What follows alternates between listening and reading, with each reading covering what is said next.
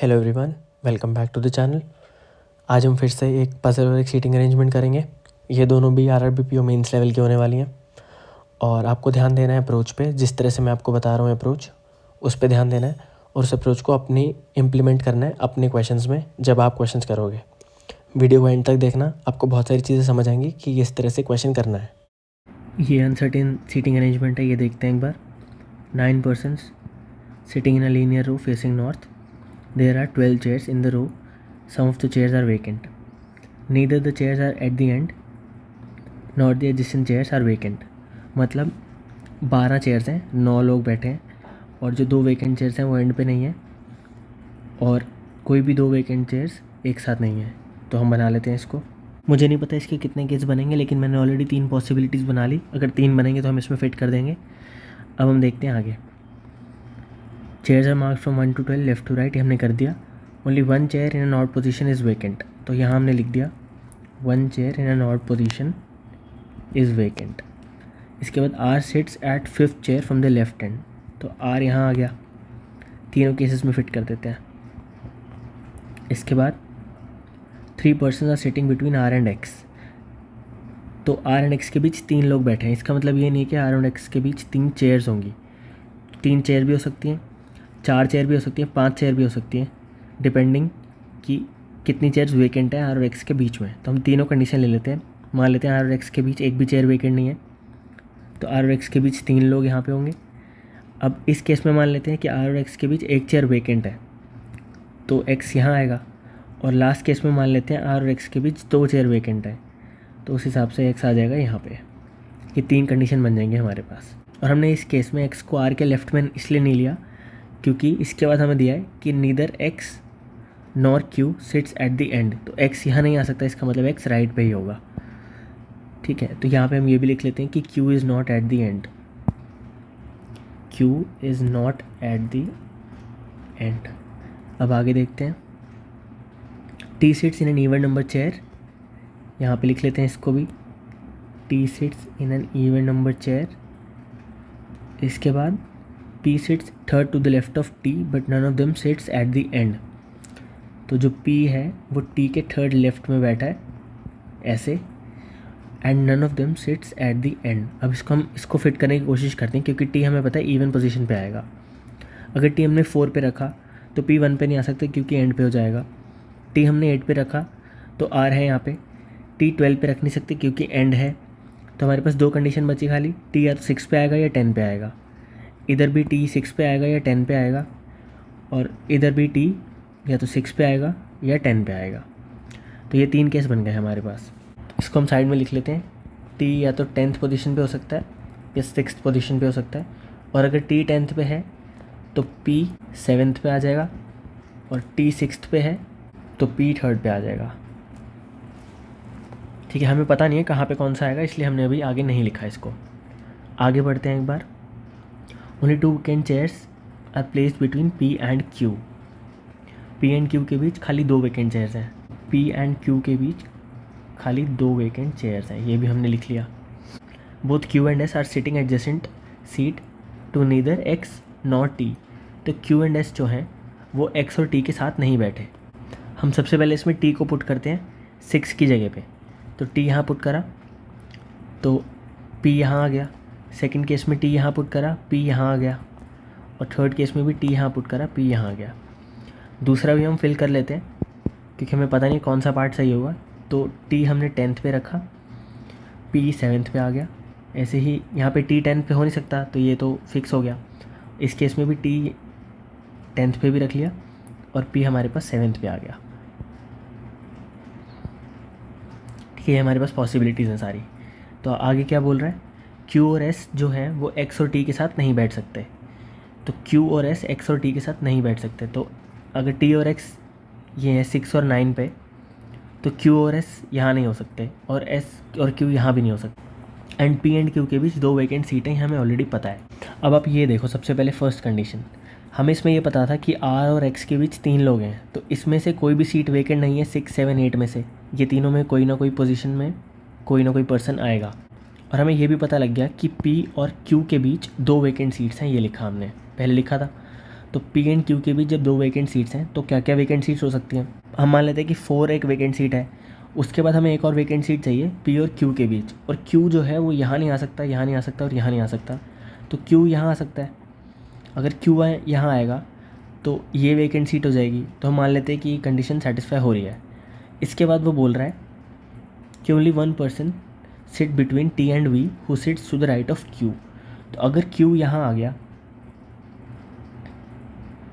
और ये seat vacant है तो वी जो है उसको इधर कहीं आना पड़ेगा और वो क्यू के राइट में नहीं हो पाएगा, तो इसीलिए ये कंडीशन कैंसिल हो जाएगी।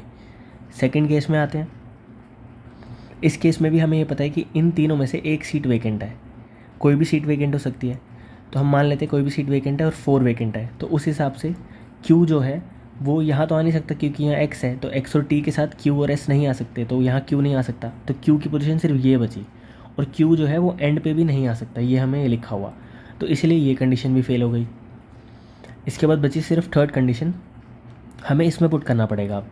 तो हम जब इसमें पुट करेंगे तो टी और एक्स के बीच दो वेकेंट सीटें हैं, हमें पता है। क्यू और एस यहाँ नहीं आ सकते और यहाँ भी नहीं आ सकता, और यहाँ पे क्यू नहीं आ सकता क्योंकि ये एंड है। तो उस हिसाब से क्यू और एस 8 या 9 में से कहीं आने चाहिए। मान लेते हैं कि क्यू 8 पे आता है, ठीक है। जब क्यू 8 पे आएगा, इसको मैं इरेज कर देता हूँ ताकि थोड़ा इजी हो जाए। जब क्यू 8 पे आएगा तो इसके बाद हमें क्या था, टी एंड वी के बीच एक पर्सन है और वी जो है वो क्यू के राइट पे बैठा है। तो अगर क्यू यहाँ पुट किया हमने तो वी इनमें से कहीं आना चाहिए। अगर वी इनमें से कहीं आएगा तो ये सीट जो है वो वेकेंट होनी चाहिए, ठीक है। तो हम इसको इस तरह से ही पुट करते हैं। तो ये सीट वेकेंट हो गई, क्यू यहाँ आ गया और वी यहाँ भी आ सकता है और यहाँ भी आ सकता है, हमें पता नहीं है कहाँ पे आएगा वी, ठीक है। तो ये सीट वेकेंट हो गई। अब इसके बाद देखते हैं क्या बोल रहा है। 2 person seat between S and T. तो जब टी यहाँ पे है और एस यहाँ नहीं हो सकता, यहाँ नहीं हो सकता, तो ऑब्वियसली एस यहाँ होना चाहिए। यहाँ पे एस नहीं आ सकता क्योंकि एस एंड टी के बीच दो लोग होने चाहिए। तो एस एंड टी के बीच जब पी एंड आर है और उसमें लिखा है कि 2 ही होने चाहिए, तो ये सीट भी वेकेंट हो गई। अब जब ये सीट वेकेंट हो गई, ये सीट वेकेंट हो गई, तो हमें सिर्फ एक सीट और देखनी है जो वेकेंट होनी चाहिए, और वो एक सीट जो है वो और नहीं हो सकती क्योंकि यहाँ पे लिखा था कि खाली एक और सीट वेकेंट है और हमारे पास ये 2 कंडीशन थी वेकेंट सीट की बची हुई। तो उस हिसाब से हमें क्लियर हो गया कि जो वेकेंट सीट है वो 9 नहीं हो सकता, वो 10 होगा। तो 10 वेकेंट हो गया और 9 में वी आ गया। तो हमारे पास S P R T Q V X और ये 3 वेकेंट सीट्स आ गई। इसके बाद हमारे पास बचा W and X are not sitting together. तो डब्ल्यू यहाँ आ सकता है या डब्ल्यू यहाँ आ सकता है, डब्ल्यू एक्स साथ नहीं बैठे तो डब्ल्यू यहाँ आएगा, और जो हमारे पास पर्सन बच गया यानी यू वो लास्ट में आ जाएगा। तो ये हमारे पास पूरी अरेंजमेंट बन गई, फाइनल अरेंजमेंट, जिसमें ये 3 सीट्स वेकेंट है, seat number 4, seat 7 and seat 10। इस तरह से क्वेश्चन सॉल्व होगा। हमने सारी कंडीशंस लिखी, उसके बाद सारी चीज़ें एलिमिनेट करी जो जो सही नहीं थी, और जो चीज़ें हमने साइड में लिखी थी इनको हमने लास्ट में यूज़ करा, तब जाके ये क्वेश्चन सॉल्व हुआ। अब एक और पजल देखते हैं। 8 person born in 5 different months, ये मंथ्स दिए हुए हैं, on 2 different dates of each month. Only 1 or no 1 was born on each date of every month. तो क्योंकि 5 मंथ्स हैं और 2 डेट्स हैं तो 10 डेट्स हो गई, लेकिन 8 पर्सन्स हैं तो 2 ऑब्वियसली डेट्स खाली आएंगी। तो इसको बनाते हैं एक बार, Jan, Feb, March, April and May. जहाँ भी मंथ्स हो मैंने पहले भी बताया, उसके नंबर ऑफ़ डेज आप पहले ही लिख लो। अब इसके बाद कौन सी 2 डेट्स हैं, 13th एंड 15th। अब हम देखते हैं क्या बोल रहा है। Only 1 person was born between A and C and both were born before April on different dates where A is elder than C. तो बेसिकली ए जो है वो सी से पहले आएगा और दोनों की डेट्स अलग हैं और दोनों जो हैं वो अप्रैल से पहले बॉर्न हुए हैं। तो अगर हम ए लेते हैं 13th को तो सी 15th को होना चाहिए। अब सी 15th कहाँ पे हो सकता है, यहाँ पे हो सकता है क्योंकि ए और सी के बीच 1 पर्सन वॉज बॉर्न लिखा हुआ है, only 1 person was born between A and C. तो 15th ये नहीं हो सकता, एक केस ये आ गया। दूसरा केस, अगर ए दोबारा से हम 13th लेते हैं तो सी जो है वो मार्च 15 भी हो सकता है, ये दूसरा केस आ गया। तीसरा केस देखते हैं, अगर ए हम 15th लेते हैं तो सी जो है वो 13 होना चाहिए, लेकिन February 13 नहीं हो सकता क्योंकि इनके बीच में एक पर्सन है, तो ये हो जाएगा March 13। इसके बाद एक केस और बन सकता है जिसमें ए जो है वो 13 Feb हो सकता है और सी जो है वो 15 मार्च हो सकता है। अब इन चारों में से ये एक केस गलत है जिसमें ए 13 जनवरी है और सी जो है 15 मार्च है, क्योंकि इन दोनों के बीच 1 पर्सन है और 2 सीट्स वेकेंट है, तो यहाँ पे तो 4 सीट्स आ गई। अगर 2 हमने वेकेंट भी छोड़ दी और एक पर्सन फिल कर दिया तो उसके बाद भी एक सीट बच गई, तो ये केस कैंसिल हो जाएगा ऑलरेडी। ठीक है, तो हमारे पास ये 3 केस बच गए ए और सी के। अब इसके बाद आगे देखते हैं। H was born 13th of the month which has 31 days. तो 31 डेज़ वाले मंथ में एच हो सकता है, मतलब यहाँ एच पॉसिबल है, यहाँ एच पॉसिबल है और यहाँ एच पॉसिबल है। ये 3 मंथ हैं जिसमें एच पॉसिबल है। ठीक है, इसके बाद देखते हैं E and B are elder than H. तो basically E and B H से पहले बॉर्न होते हैं।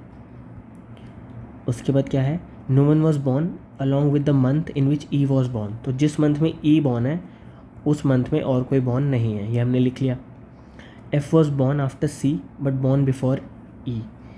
F was born after C but born before E. तो बेसिकली सी एफ ई ऐसे आएगा। ठीक है, इसके बाद G and D were born on the same dates where G is younger than D. तो G and D same dates where G is younger than D. D पहले born हुए और फिर जी बॉर्न हुए, तो ये ऐसे आ जाएगा डी और ऊपर डी और नीचे जी। इसके बाद B was born immediate after the month in which C was born.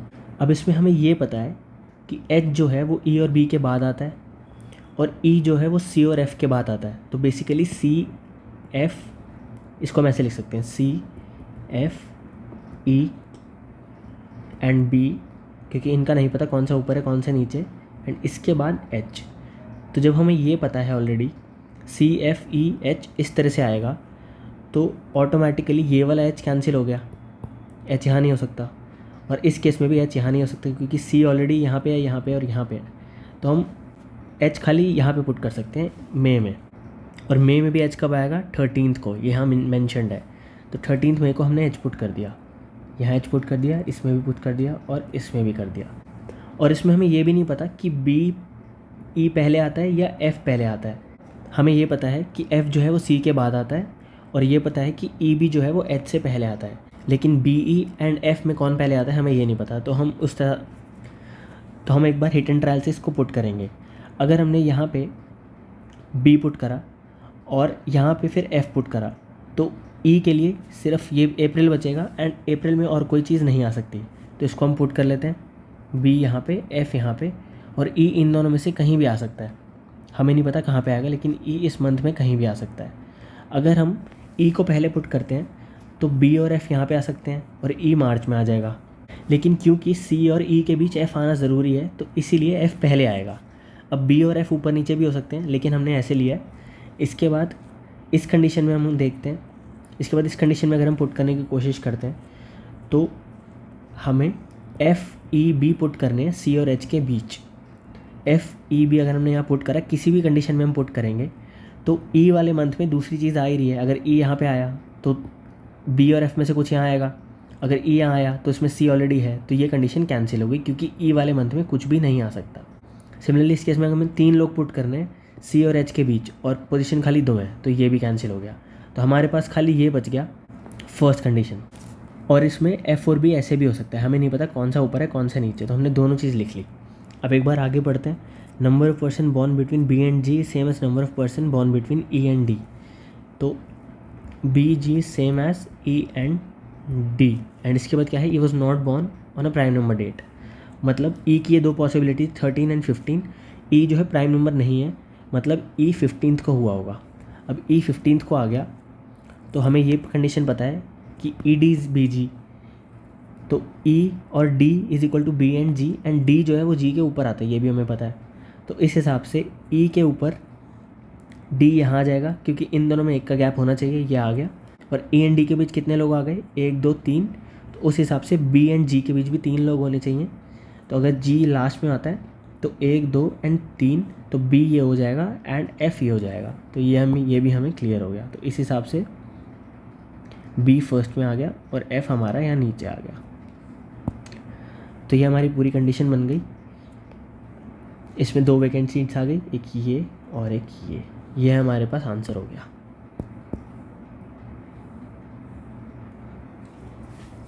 इसमें हमने सेम तरीका यूज़ करा, जो चीज़ें इसमें फिट हो रही थी हमने फिट करी, जितनी पॉसिबिलिटीज़ बन रही थी वो हमने सारी बनाई। उसके बाद कंडीशंस के अकॉर्डिंग ये एलिमिनेट हो गई एंड उसके बाद जो चीज़ें फिट नहीं हो रही थी उनको हमने साइड में लिखा और इवेंचुअली साइड में लिख के हमने इसको इसमें पुट किया और हमारे पास आंसर आ गया। इस तरह से आप सॉल्व कर सकते हैं। ये भी RRBPO मेंस लेवल का क्वेश्चन है। आई होप आपको ये वीडियो हेल्पफुल लगी होगी। जाते जाते वीडियो को लाइक करें, शेयर करें एंड चैनल को सब्सक्राइब करना ना भूलें। Thank you so much.